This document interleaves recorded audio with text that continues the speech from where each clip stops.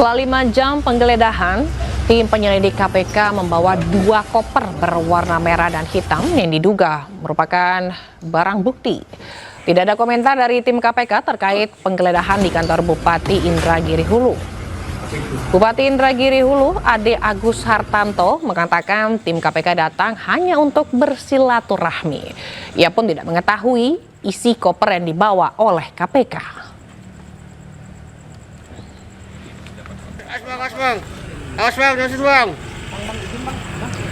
KPK juga menyegel ruang kerja Bupati Bekasi, Ade Kuswara Kunang, di Komplek Pemerintahan Kabupaten Bekasi. Ya, penyidik juga membawa sejumlah berkas penting dari dalam ruangan. 2 pintu disegel dari tempel stiker bertuliskan dalam pengawasan KPK. Stiker yang ditempel di pintu masuk ruang kerja Ade Kuswara Kunang juga dilengkapi dengan tanggal penyegelan serta tanda tangan penyidik. Penyegelan ini memicu spekulasi luas di tengah publik menyusul informasi mengenai dugaan operasi tangkap tangan terhadap Bupati Bekasi, Ade Kuswara Kunang, bersama sejumlah pihak pada Kamis sore.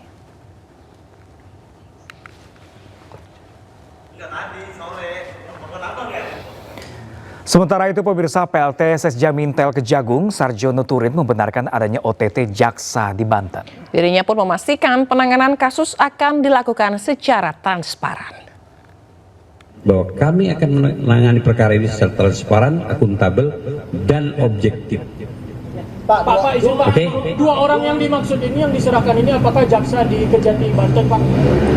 Salah satunya, kita sendiri juga sudah menetapkan tersangka, ada 3 kalau tidak salah, 2. Pemirsa, Komisi Pemberantasan Korupsi melimpahkan berkas perkara dugaan korupsi Immanuel Ebenezer ke Kejaksaan. Mantan Wamenaker tersebut siap disidang dan menunggu waktu dari pengadilan.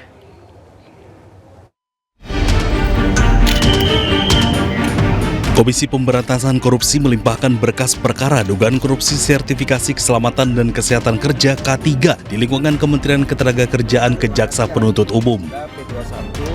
Mantan Wakil Menteri Ketenagakerjaan Immanuel Ebenezer dan 10 tersangka lain hadir dalam pelimpahan ini. Setelah berkas dilimpahkan, Noel tinggal menunggu waktu persidangan.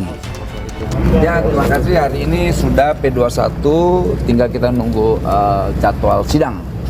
Itu. Salam hormat buat kawan-kawan media semua. Kuasa hukum Noel, Lambok Gultom, mengatakan dengan selesainya pelimpahan ini maka penyidikan perkara Noel telah usai. Lambok menyebut penyidik menjerat Noel dengan pasal yang berkaitan dengan pemerasan dan gratifikasi. Selagi saya dampingi bahwa klien kita tidak ada melakukan pemerasan. Tidak ada melakukan pemerasan, terlebih lagi menyangkut soal kerugian negara. Sebelumnya, KPK menetapkan Immanuel Ebenezer menjadi tersangka pengurusan sertifikasi keselamatan dan kesehatan kerja K3 di Kemenaker. Noel ditangkap melalui operasi senyap KPK. Komisi Anti Rasuah pun telah menyita sejumlah barang bukti dari tangan Noel berupa sejumlah kendaraan mewah yang terdiri dari roda 2 dan roda 4. Tim Liputan iNews melaporkan.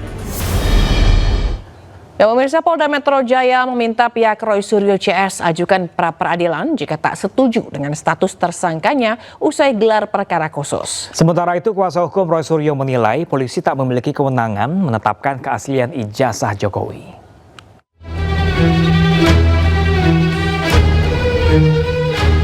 Polda Metro Jaya telah menunjukkan ijazah asli Joko Widodo dalam gelar perkara khusus tuduhan ijazah palsu yang digelar pada Senin lalu. Penunjukan ijazah asli itu dilakukan atas seizin dan kesepakatan seluruh pihak yang hadir dalam forum gelar perkara khusus, baik itu dari pihak tersangka dan pelapor. Kami sampaikan bahwa dalam forum gelar perkara khusus tersebut, atas seizin dan kesepakatan para pihak dalam forum, penyidik telah menunjukkan ijazah atas nama Joko Widodo yang diterbitkan oleh Fakultas Kehutanan UGM sebagaimana telah dilakukan penyitaan oleh penyidik dari pelapor Bapak Insinyur Haji Joko Widodo. Sementara itu, kuasa hukum Roy Suryo CS menilai penyidik tak memiliki wewenangan menetapkan keaslian dokumen ijazah Jokowi. Selain itu, penunjukan ijazah Jokowi oleh penyidik sekaligus mengkonfirmasi pernyataan Budi Aristiadi yang sebelumnya dianggap menyebarkan informasi tidak benar tentang ijazah Jokowi.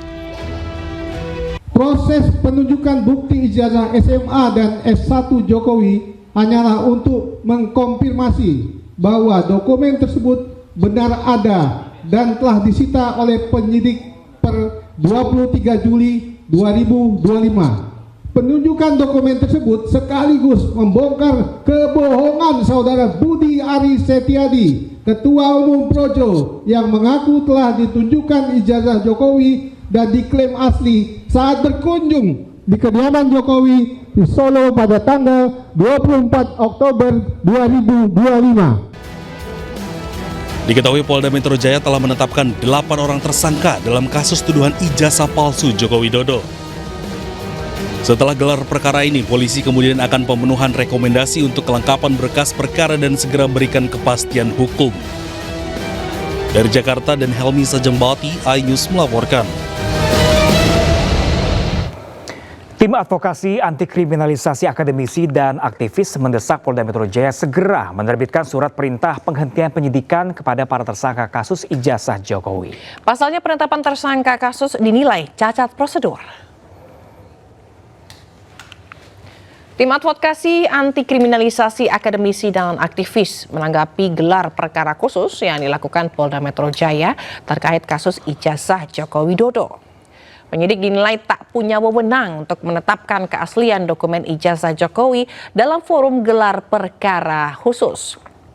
Untuk itu mereka menuntut Polda Metro Jaya segera menerbitkan SP3 kepada para tersangka kasus ijazah Joko Widodo.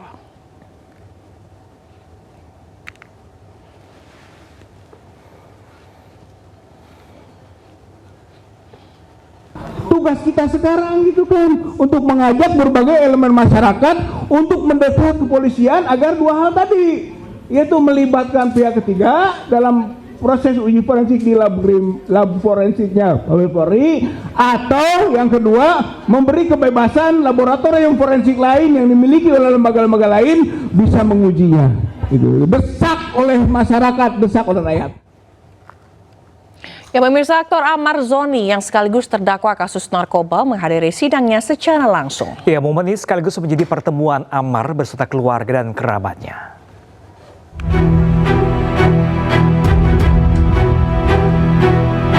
Aktor Ahmad Zoni yang menjadi terdakwa dalam kasus kepemilikan narkoba menghadiri langsung sidang lanjutan kasus kepemilikan narkoba di dalam rutan di Pengadilan Negeri Jakarta Pusat. Hal ini dilakukan usai Direktorat Jenderal Pemasyarakatan menyetujui permohonan jaksa penuntut umum terkait pemindahan sementara Ahmad dari Nusa Kambangan ke Jakarta demi kelancaran sidang.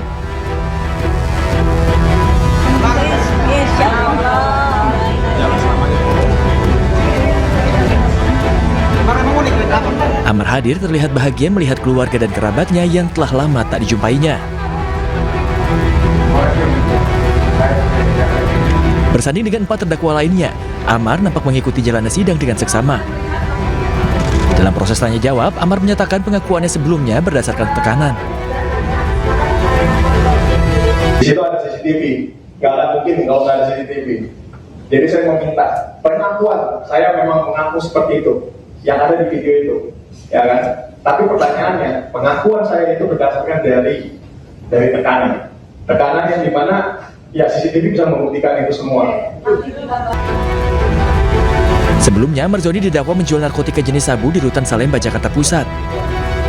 Ahmad Zoni menerima sabu tersebut dari seseorang bernama Andre yang kemudian dijual dan diedarkannya di dalam rutan. Dari Jakarta, Tim Liputan, iNews melaporkan.